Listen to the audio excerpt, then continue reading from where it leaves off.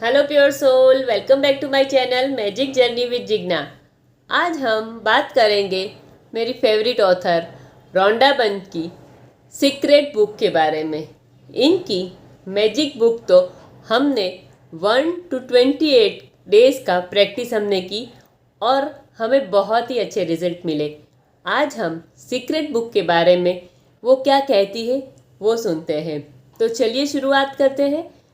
क्या आपको पता है दुनिया के सिर्फ 1% लोग के पास ही पूरी दुनिया का 96% धन उन 1% लोगों के पास ही है। ऐसा क्यों? दूसरे लोग बहुत ही अमीर बनना चाहते हैं फिर भी नहीं बन सकते। इन 1% लोगों के पास क्या सीक्रेट है कि वो दिन ब दिन अमीर होते ही जाते हैं और बाकी दूसरे लोग अमीर होना चाहते हैं फिर भी नहीं हो पाते हैं? उनके पास सिर्फ एक सीक्रेट है, अपने दिमाग की, अपनी इच्छा शक्ति की, अपने माइंड पावर की। उन्होंने लॉ ऑफ अट्रैक्शन को बहुत ही अच्छे से समझ लिया है। वो जानते हैं कि मैं जैसा सोचूंगा, मैं जैसा फील करूंगा, वही चीज़ मेरे साथ होकर रहेगी। इसीलिए हमेशा कहते हैं आप हमेशा हैप्पी मूड में रहिए, खुश रहिए। अगर कुछ नेगेटिव सिचुएशन आ जाती है फिर भी उसमें से आप तुरंत ही थोड़ी देर में ही बाहर निकल जाइए, क्योंकि जब आप बहुत ज़्यादा देर तक कोई भी नेगेटिव सिचुएशन में रहते हैं तो फिर वो आपके दिल में, दिमाग में घर कर जाती है, बैठ जाती है और फिर वो सिचुएशन आपके सबकॉन्शियस माइंड में अगर बैठ गई तो फिर उसे निकालना मुश्किल है। सबकॉन्शियस माइंड कुछ भी नहीं जानता, उसे हम जो बताएंगे वही जानता है। जैसा हम फील करते हैं वैसा ही हमारा सबकॉन्शियस माइंड फील करता है।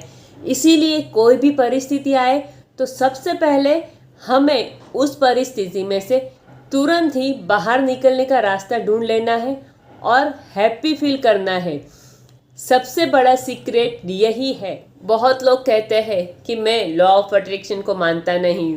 आपके मानने या ना मानने से कोई फ़र्क नहीं पड़ता, क्योंकि लॉ ऑफ अट्रैक्शन हमेशा सभी के लिए एक सा काम करता है, चाहे वो छोटा हो, बड़ा हो, अमीर हो या गरीब। ये सिर्फ अपनी एनर्जी का खेल है, अपनी भावनाओं का खेल है। हम जैसा फील करेंगे वैसा ही हमारा सबकॉन्शियस माइंड पकड़ लेता है और हमारी ओर ऐसी ही सिचुएशन आती रहती है जैसा हम फील करते हैं। हमारा दिमाग एक मैग्नेटिक पावर की तरह है। हमने जैसा सोचा, जैसा फील किया, वही हमारे साथ होता रहता है। आपने कभी सोचा है जब आप दिन में स्टार्टिंग से ही डिस्टर्ब मन से उठते हैं और फिर आपके पूरे काम धीरे धीरे बिगड़ते जाते हैं और फिर जब आप रात को ऐसे डिस्टर्ब मन से सोते हैं तो दूसरे दिन भी आप डिस्टर्ब मन से ही उठते हैं और पूरी रात आपके सबकॉन्शियस माइंड में वही बात चली गई कि आपके दिमाग में वही चलता रहता है और फिर दूसरे दिन भी आपके साथ वही सब डिस्टर्ब सिचुएशन होती रहती है। और उसके अपोजिट जब आप हैप्पी मूड में सोते हैं, सब काम हैप्पीली करते हैं, तो आपके बिगड़े हुए काम भी बहुत ही अच्छे हो जाते हैं। और फिर जब आप रात को सोते हैं तो वही हैप्पी फीलिंग के साथ में सोते हैं तो आपको थॉट भी अच्छे ही आते हैं और दूसरे दिन की शुरुआत भी बहुत ही खुशी से, बहुत ही आनंद से कर सकते हैं। जैसे मैजिक बुक में रोंडा बंज जी ने बताया था, वैसे ही इस बुक में भी, सीक्रेट बुक में भी उन्होंने यही बात दोहराई है।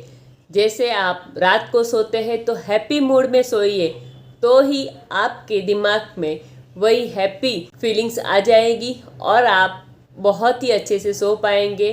कुछ अच्छा नया हैप्पी क्रिएट भी कर सकेंगे।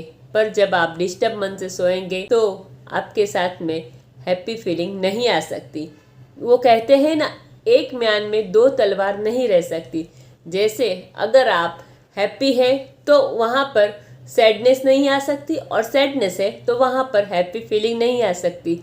ये आपके ऊपर डिपेंडेंट है कि आपको क्या चाहिए। अगर आपको हैप्पी रहना है तो आपकी फीलिंग को बदल दीजिए। सबसे पहले आप अपनी फीलिंग को बदल दीजिए। आपके आजू बाजू में कुछ भी होता हो, पर जब आप अपनी फीलिंग को बदलेंगे तो आपके आसपास का वातावरण अपने आप ही बदल जाएगा। जब आप मेडिटेशन करते हैं तो आपका दिमाग शांत होता है, काम होता है, और हमें पता ही है कि पूरे दिन में 50,000 to 70,000 थॉट आते रहते हैं।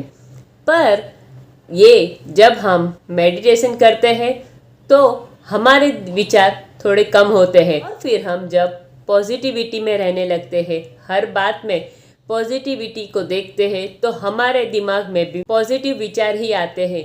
इसीलिए जब हम मेडिटेशन करते हैं तो हमारे दिमाग में थॉट आएंगे, वो भी पॉजिटिव थॉट ही आएंगे, और उस पर वर्क करना बहुत ही ईजी पड़ेगा।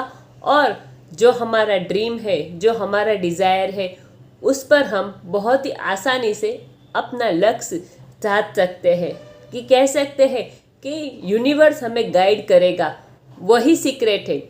फिर जब हमें और क्या करना है, मेडिटेशन और फिर ग्रेटिट्यूड। मुझे ग्रेटिट्यूड लिखना बहुत ही पसंद है।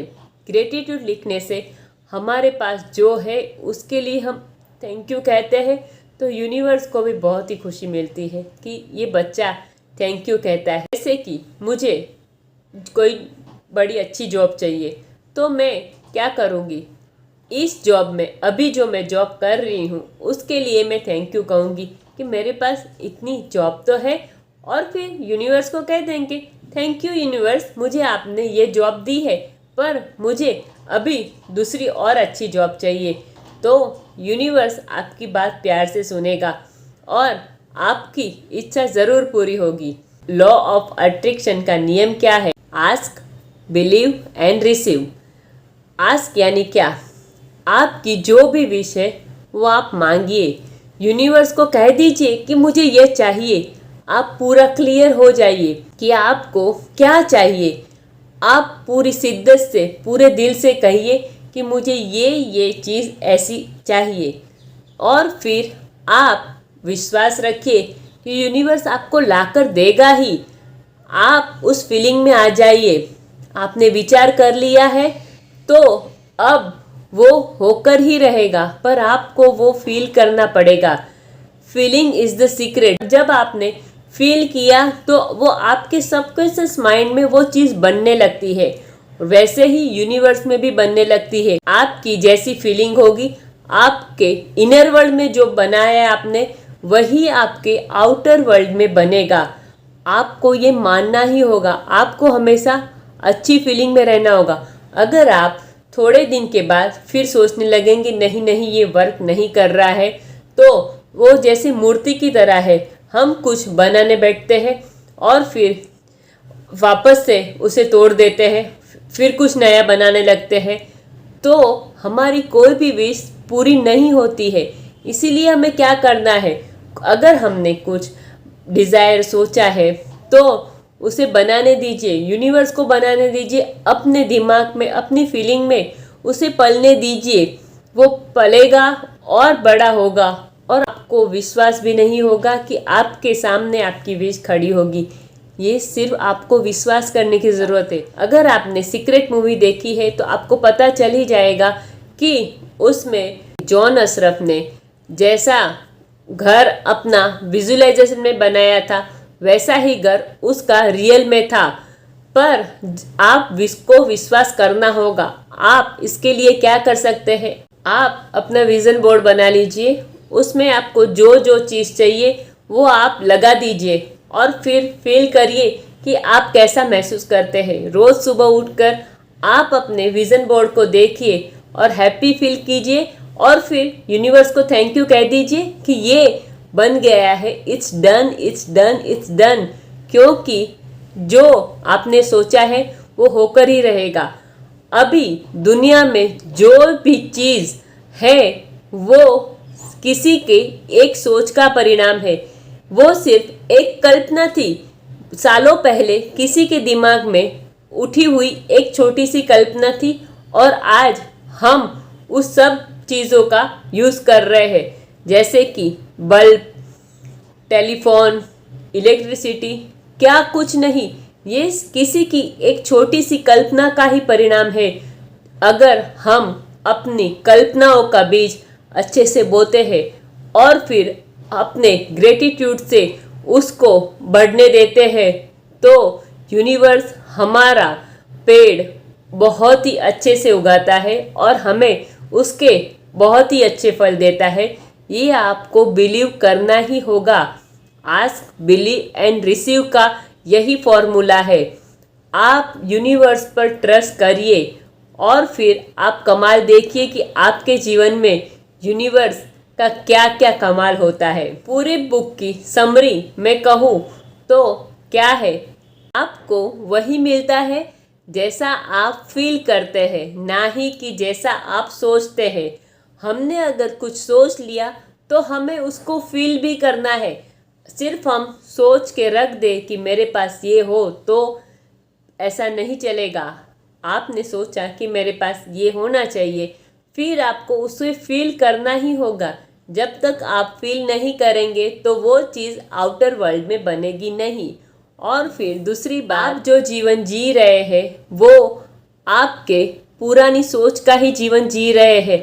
चाहे वो आप अच्छा जीवन जी रहे हैं या फिर आप दुखी जीवन जी रहे हैं, आप जैसा भी जीवन जी रहे हैं, आपके पास्ट के विचारों का ही जीवन जी रहे हैं। और तीसरी बात, लॉ ऑफ अट्रैक्शन हमेशा सभी के लिए एक सा वर्क करता है। लास्ट में यूनिवर्स में अभी जो जो चीज़ें हैं वो किसी के एक छोटे विचार का परिणाम है। उसने छोटा विचार किया और फिर उस पर वर्क किया, उसे फील किया, विजुलाइज किया और आज हमारे सामने है, चाहे वो कोई भी चीज़ हो। मैं आशा करती हूँ आप भी अपने विचारों को फलने देंगे, उसको अपनी फीलिंग के साथ में उगाएंगे और आपकी विश ज़रूर पूरी होगी। फिर मिलते हैं अपने नेक्स्ट वीडियो में। सबका मंगल हो। Thank you.